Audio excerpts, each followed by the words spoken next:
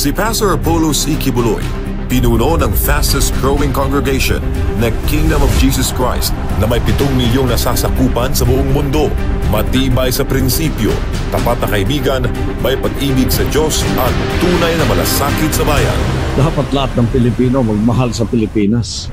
Mula sa isang dukhang pamilya sa Lubao, Pampanga, lumipat sa Davao kung saan siya isinilang noong Abril 25, 1950 sa paanan ng bundok Apo. Lumaki siyang kasama ang iba't ibang tribo sa Tamayong, Davao City at nagtapos ng Bible College kung saan siya ay naging handa sa misyong itinakda ng Diyos. Nga nung naigugma ko bata, I saw the poverty when I traveled all over the Philippines.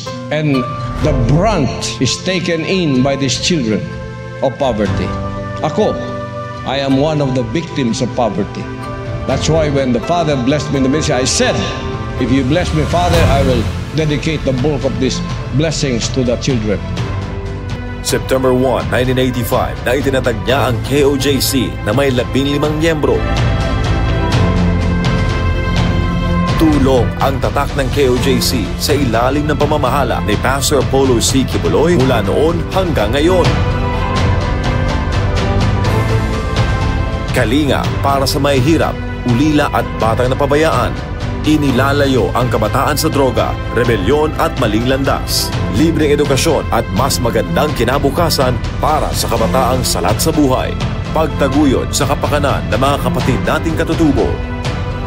Pagsusulong ng advokasya sa kalikasan at malinis na kapaligiran. Agarang aksyon at tulong para sa mga biktima ng kalamidad at sakuna. Pagtutok sa nation building upang labanan ang salot na droga, korupsyon at terorismo. Bakit siya tumatakbo bilang senador? Upang ipaglaban ang hustisya, katotohanan at kapakanan ng Pilipino. Bilang isang spiritual leader na biktima ng political harassment dahil sa kanyang paninindigan at pagiging malapit sa pamilya Duterte, nauunawaan niya ang pang-aapi at kawalan ng hustisya. Bakit mo siya kailangang iboto?